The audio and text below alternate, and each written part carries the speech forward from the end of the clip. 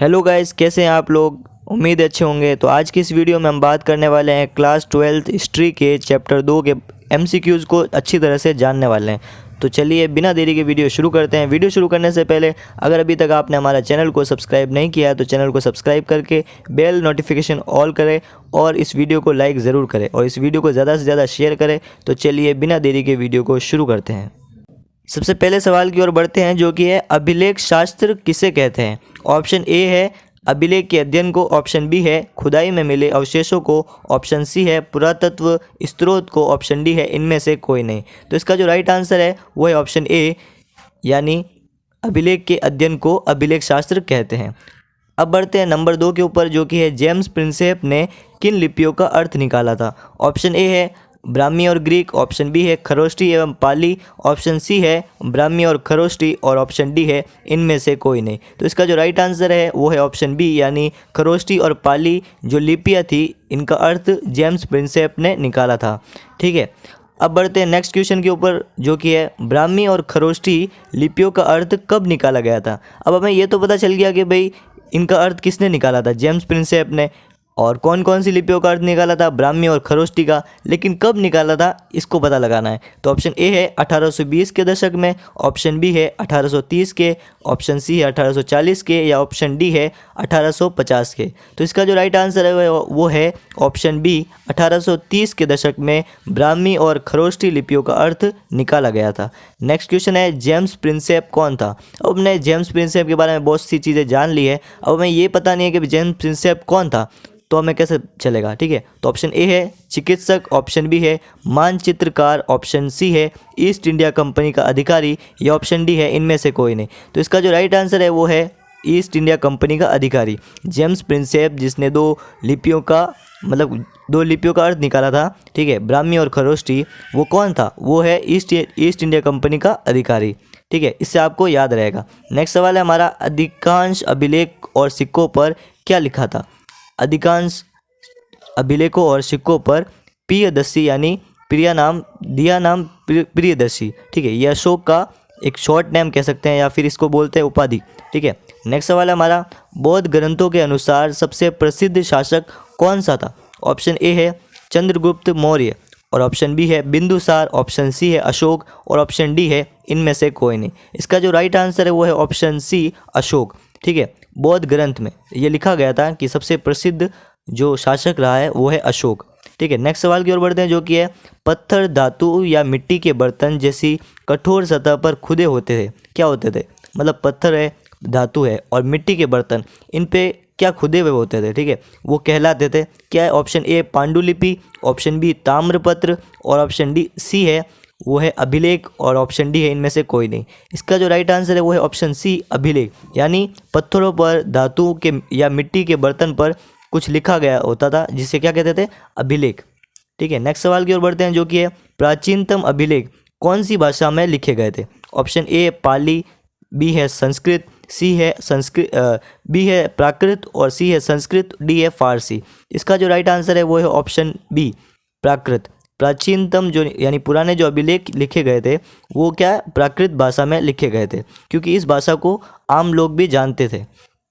Next सवाल की ओर बढ़ते हैं, जो कि है आरंभिक भारतीय इतिहास में 6ठी शताब्दी ईसा पूर्व को एक महत्व परिवर्तन काल क्यों माना जाता है। ठीक है, ऑप्शन ए है आरंभिक राज्यों और नगरों का उदय होने के कारण, ऑप्शन बी है लोहे का बढ़ता उपयोग या सिक्कों का विकास या उपरोक्त सभी के कारण। तो इसका जो राइट आंसर है वो है ऑप्शन डी, उपरोक्त सभी के कारण परिवर्तनकारी माना जाता था। किसको, आरंभिक भारतीय इतिहास में 6ठी शताब्दी ईसा को। ठीक है, इसमें क्या है, इसको क्या माना जाता था, परिवर्तनकारी।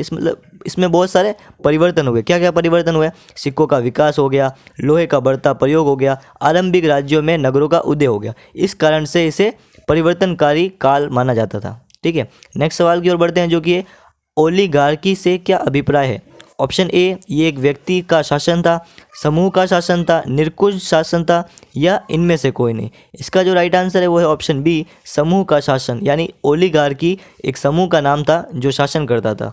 ठीक है, नेक्स्ट सवाल की ओर बढ़ते हैं, जो कि है लगभग से संस्कृत में ब्राह्मणों ने धर्मशास्त्र नामक ग्रंथ की रचना शुरू की, यानी कब से की, दूसरी शताब्दी या तीसरी या चौथी या छठी। तो इसका जो राइट आंसर है वो है ऑप्शन डी, छठी शताब्दी, यानी लगभग छठी शताब्दी ईसा से संस्कृत में ब्राह्मणों ने धर्मशास्त्र नामक ग्रंथ की रचना शुरू कर दी थी। ठीक है, नेक्स्ट सवाल की ओर बढ़ते हैं, जो कि है छठी से चौथी शताब्दी बीसी में सबसे शक्तिशाली महाजनपद बन गया था, कौन सा वाला, कौशल या कुरु या पांचाल, ठीक है, या इनमें से कोई नहीं। तो इसका जो राइट आंसर है वो है ऑप्शन डी, सबसे जो था वो था मगध, और मगध इसमें ऑप्शन में नहीं है, तो इसलिए हम कहेंगे इनमें से कोई नहीं। ठीक है, नेक्स्ट सवाल की ओर बढ़ते हैं, जो कि हमारा मगध। देखो मैंने कहा था ना मगध, मगध के शक्तिशाली होने का क्या कारण था, तो मगध अच्छी खेती की उपज होती थी, लोह की खादान होती थी, या हाथी की उपलब्धता, या उपरोक्त सभी। अब ये सारी चीज़ें मगध में उपलब्ध थी, तो इसीलिए हम लिखेंगे उपरोक्त सभी, यानी मगध में अच्छी खेती भी होती थी, लोहे की खदानें भी थी, हाथी की उपलब्धता भी थी, इसलिए ऑप्शन डी। नेक्स्ट सवाल हमारा, आरंभ में मगध की राजधानी क्या थी, यानी पहले राजधानी कुछ और थी और अब कुछ और है। ठीक है, तो इसलिए पहले क्या थी, ऑप्शन ए लिखा हुआ है Pataliputra, option B Rajgriha, option C Arrah और ऑप्शन डी इनमें से कोई नहीं। तो इसका जो राइट आंसर है वो है ऑप्शन बी, राजगृह। पहले राजगृह थी और अब है पाटलिपुत्र, ये आपको याद रखना ज़रूरी है, ठीक है, एग्जाम की दृष्टि से।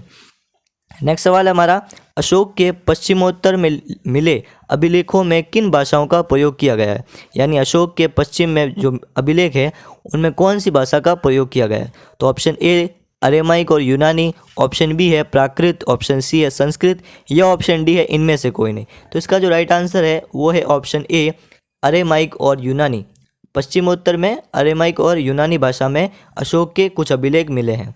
नेक्स्ट सवाल है हमारा, मौर्य साम्राज्य की स्थापना किसने की थी, ऑप्शन ए अशोक ने, ऑप्शन बी है चंद्रगुप्त मौर्य ने, ऑप्शन सी है कौटिल्य ने, या ऑप्शन डी है इनमें से कोई नहीं। इसका जो राइट आंसर है वो है ऑप्शन बी, चंद्रगुप्त मौर्य ने, जो कि मौर्य साम्राज्य की स्थापना इसी ने की थी। ठीक है, नेक्स्ट सवाल है हमारा, कलिंग का संबंध किस राज्य से, option A Rajasthan, option B Gujarat, option C Orissa, या ऑप्शन डी हरियाणा। इसका जो राइट आंसर है वो है ऑप्शन सी, उड़ीसा। कलिंग जो मतलब एक तरह का था, ठीक है, कलिंग राज्य था, उसका संबंध उड़ीसा से है, क्योंकि यह वर्तमान में उड़ीसा में है। ठीक है, नेक्स्ट सवाल है हमारा, अर्थशास्त्र की रचना किसने की थी, ऑप्शन ए है अशोक ने, ऑप्शन बी है मेगस्थनीज ने, ऑप्शन सी है कौटिल्य ने, ऑप्शन डी है इनमें से कोई नहीं। इसका जो राइट आंसर है वो है ऑप्शन सी, कौटिल्य। कौटिल्य का दूसरा नाम चाणक्य था। ठीक है, और अर्थशास्त्र की रचना चाणक्य यानी कौटिल्य ने की थी। नेक्स्ट सवाल है हमारा, इंडिका की रचना किसने की थी, तो ऑप्शन ए है अशोक ने, ऑप्शन बी मेगस्थनीज या कौटिल्य, या इनमें से कोई नहीं। इसका जो राइट आंसर है वो है ऑप्शन बी, मेगस्थनीज ने इंडिका की रचना की थी। इंडिका एक पुस्तक का नाम है जो कि मेगस्थनीज ने इसकी रचना की थी। ठीक है, नेक्स्ट सवाल है हमारा, कलिंग पर विजय प्राप्त की थी, यानी कलिंग पर विजय किसने प्राप्त की थी, ऑप्शन ए चंद्रगुप्त मौर्य ने, या बिंदुसार ने, या अशोक ने। तो इसका जो राइट आंसर है वो है ऑप्शन सी, अशोक ने।